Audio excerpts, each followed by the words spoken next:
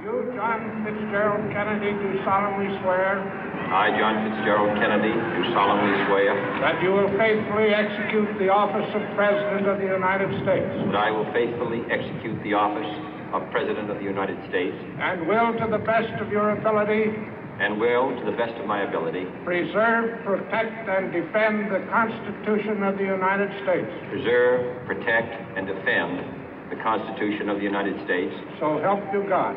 So help me God.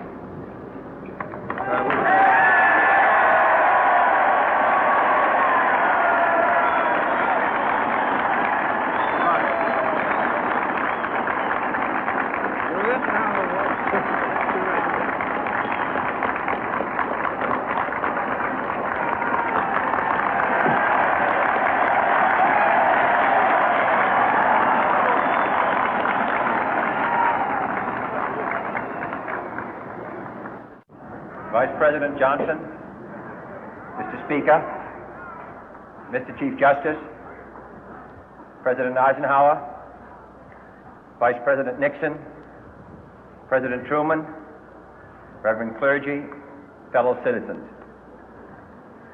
We observe today not a victory of party, but a celebration of freedom, symbolizing an end as well as a beginning, signifying renewal as well as change.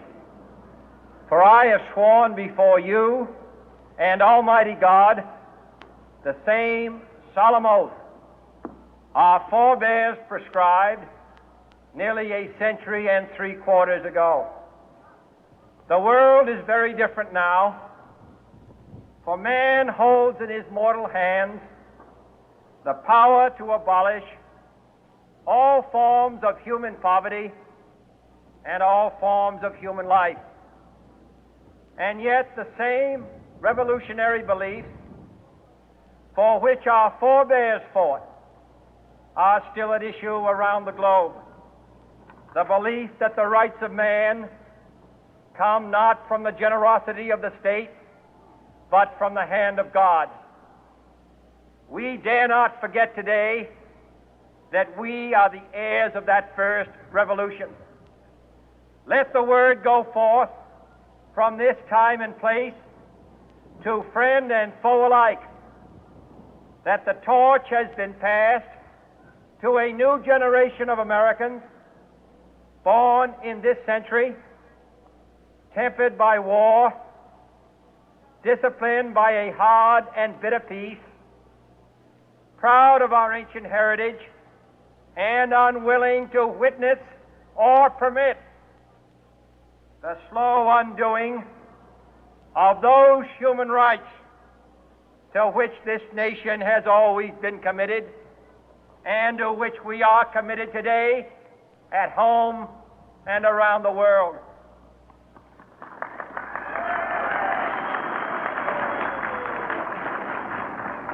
Let every nation know, whether it wishes us well or ill, that we shall pay any price, bear any burden, meet any hardship, support any friend, oppose any foe to assure the survival and the success of liberty.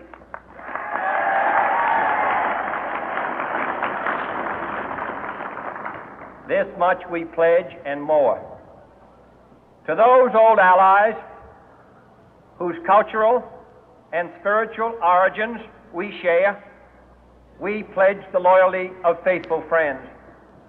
United, there is little we cannot do in a host of cooperative ventures. Divided, there is little we can do, for we dare not meet a powerful challenge at odds and split asunder.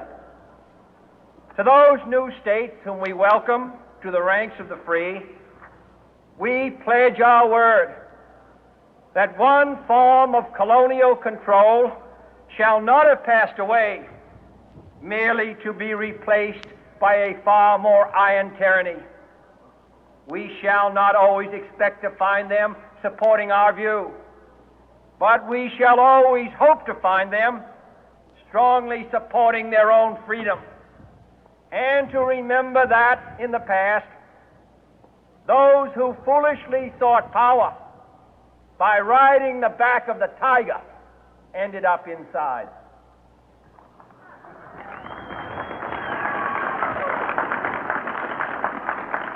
To those people in the huts and villages of half the globe struggling to break the bonds of mass misery, we pledge our best efforts to help them help themselves for whatever period is required, not because the communists may be doing it, not because we seek their votes, but because it is right. If a free society cannot help the many who are poor, it cannot save the few who are rich.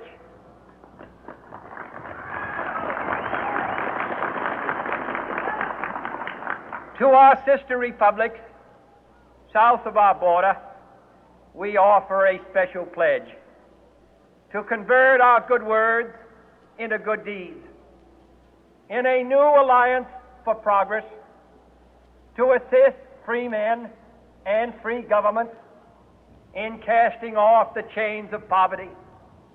But this peaceful revolution of hope cannot become the prey of hostile powers. Let all our neighbors know that we shall join with them to oppose aggression or subversion anywhere in the Americas. And let every other power know that this hemisphere intends to remain the master of its own house.